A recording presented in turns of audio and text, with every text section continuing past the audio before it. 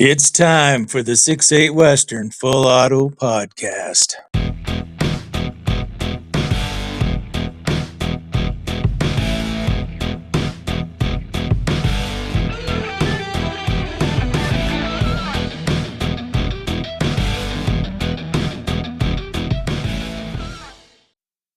Hey guys, it's Steve with the Montana Musings Outdoor Channel, and yes, it is time for the 24th episode of the 6-8 Western Full Auto Podcast.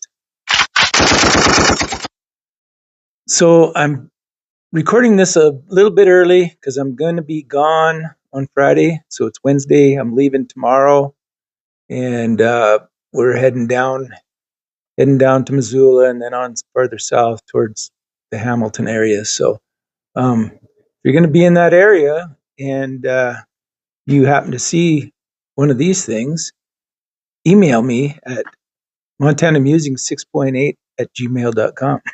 Let me know. So anyway, so I had a couple of of people that watch my videos asking me a question about whether or not some of the other rifle companies would be possibly building a 6.8 Western, just for, like Savage, Ruger, like the American Gen 2, something like that.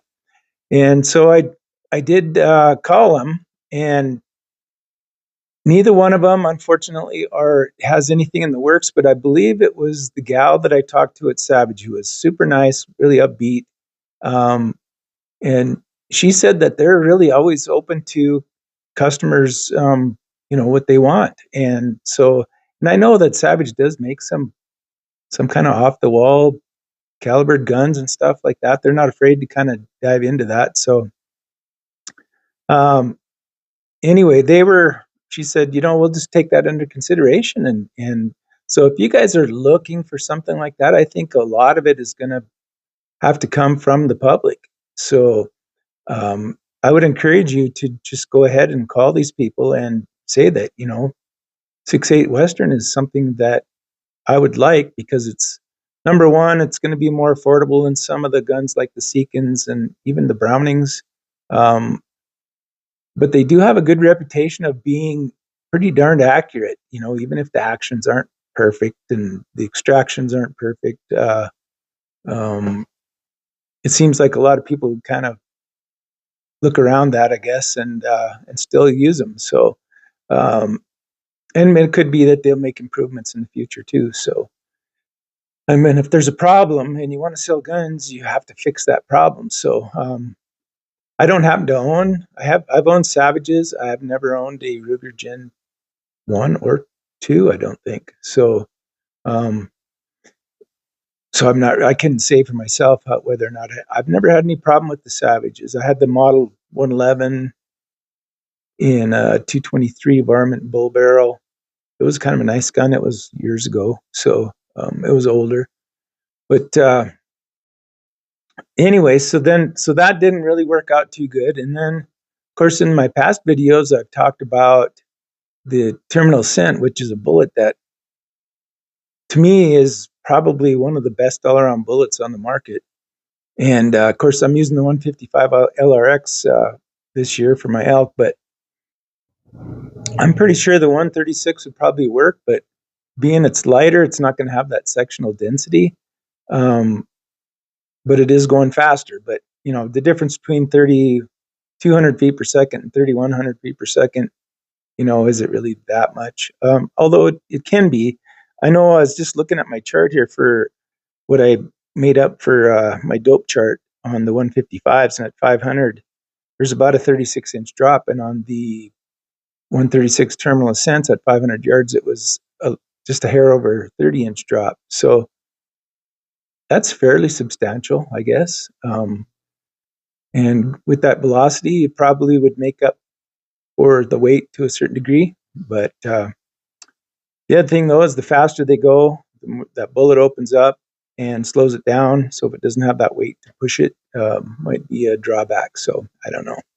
Be nice if they would do that. But I talked to a guy, and he basically said that they're not first thing he said was, because I'd left a message for him and I mentioned the 6.8 Western, and he says, yeah, we're not doing anything to support the 6.8 Western. And right then I wanted to give him the old middle, you know what. So, but he said, I said, well, they're making 270s and 1 1/8 twists. And of course you got the 270 WSM. You can get them in 1 1/8 twist, even if it's custom or whatever. But, and he says, they just don't have any plans on making anything heavier. So he said something to the effect that you wouldn't be able to safely push that bullet into a case. So I'm thinking he was talking about the standard 270, because obviously the 6.8 Western is made to take the longer bullets. So and I told him, I said, well, it's not anywhere as close to the length of the 155 LRXs, and I'm getting 3,100 feet per second out of that with no problem. And but they wasn't having any of it. So so now Hornady's dead to me, Federal's dead to me, and there's going to be a longer list if they don't start supporting the 6.8 Western. But oh well. I guess if you're a hand loader, we're all in good shape, so there's plenty of options for that. But yeah, I might talk about the hunt a little bit. We're planning on, like I say, there's a spot where we can park, and then we got to go in, and we're going to climb a ridge and get up in there where we got a good glassing spot, and that's going to be probably a couple-mile hike. And I got to give kudos to my son, because he's what is he, 39, I think, and he's always been in really good shape, but he's just been busting his butt because he wants to get me an elk. He wants to get in there where we can find one, and he's running with a 50-pound pack on, doing all kinds of stuff, and just beating himself up so he can help me get in there and do that. So I just got to say thank you, and I can't tell him how much I appreciate what he's doing. So I know what he's doing. He's just trying to make it happen. So, and my knee is doing really good, so I'm pretty sure I'll be all right. I probably don't have the cardio that I should have, but we'll get by. It's not going to be that bad. We'd go a little bit slower or something like that, but we'll get there. And but and it's a lot of guys talk about, you gotta be in shape if you're going to go elk hunting, and that's true. But it's just harder to do as you get older and you get aches and pains and all that kind of crap. So, but you just got to push through it, like Cameron Haynes says, keep hammering. So I'm going to keep hammering until I can't do it anymore. So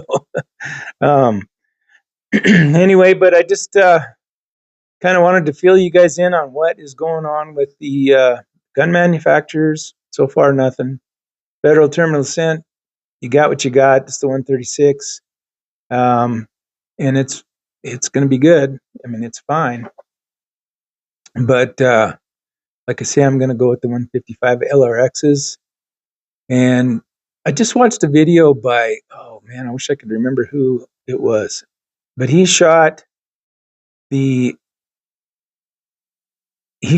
SST. Oh, it was the Grendel Hunter, 6.5 Grendel Hunter.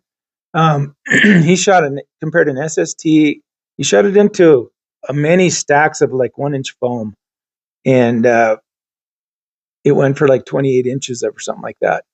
So he shot the SST, and of course, you know how they are. They kind of blow up, and it did.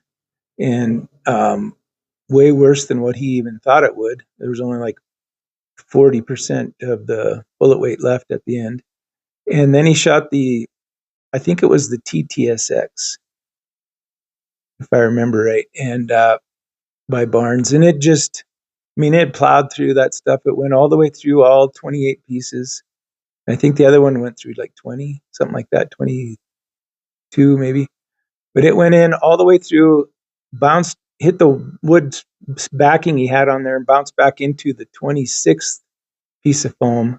And I mean, it had 100% weight retention, and it caused a lot of damage all the way through, which was different than the SST, because it had an initial explosion basically, and then it sort of penciled out, which, as you guys know, it's kind of how they work. So um, I was pretty impressed with that. So I'm thinking this LRX is going to do just fine, which it already has. I mean, lots of people use them. So, but anyway, I mean, it was kicking around between that and the 165 ABLRs, which I know would be great too. But I had to settle on something, and that's what I settled on. So um, let's see, what else have we got?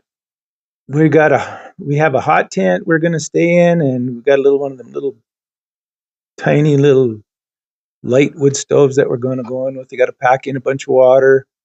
There's no water where we're going. Um, so you know how it is. You just got to take all the stuff that you got to have. We're going to set up camp. We'll have it there, and we can venture on off and do some glassing and stuff like that. So it's going to be. It might be a kind of a sucky hike in there, packing all the stuff. But once we get there, we can settle in. I do have Saturday, Sunday, Monday, and I'm planning on coming back on Tuesday.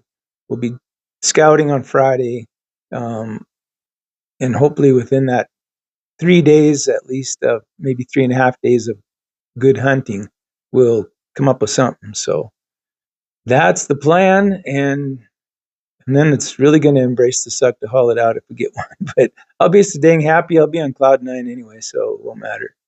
Um, it'll be worth it. So, I mean, after waiting all these years, I'm just hoping it comes together. So, um, but so anyway, I just wanted to do a kind of a quick one and let you know what happened, and because obviously I'll be in the mountains. If there's cell phone coverage, like I said in another video, I'm hoping that we can do a live up there and just kind of talk about our equipment, our guns, what we're doing, what it's been like. I'm just hoping there's some cell phone coverage up there, so we can make that happen. But I'll definitely take a lot of video up there and video the hunt and let you see what's the country. Hopefully, me knocking down an elk and and make something that's be fun to watch anyway. So, but I guess that's probably all I got. This might be a little shorter than some of the others. I don't like to make them too long anyway. But unless I got a guest and we can get to rambling on and talking about a bunch of different stuff, then it's kind of fun too. But when it's just me, 15, somewhere between 15 and 20 minutes is plenty. And just let you know what's going on. And like I said, if in fact you really are looking for these gun manufacturers to make a 6.8 Western, we just have to get people to call them. And it's the same thing with the brass companies. They heard the call and they started making it. So you got ADG and Peterson, and I think that's a good thing. So just give those guys a call and start hounding them a little bit, and maybe we can make it happen. So 6.8 Western, the Army, I got to believe in you. I know you can do it. So if that's what you want, go for it. But anyway, guys, hopefully we'll see you next time, and we can talk about the elk hunt and how the 6.8 Western with the Seekins, and my son's got the Browning X-Bolt 2 and 6.8 Western, and we'll see how everything went. So, but thanks for coming in, and this should be posted sometime Friday night, usually around 4 to 6 o'clock, somewhere in there. 4 o'clock, I think, Montana time. So we'll see you then, and Godspeed, and we'll take it easy. And there you go. 6.8 Western Full Auto Podcast. Number 24 is over. Thanks.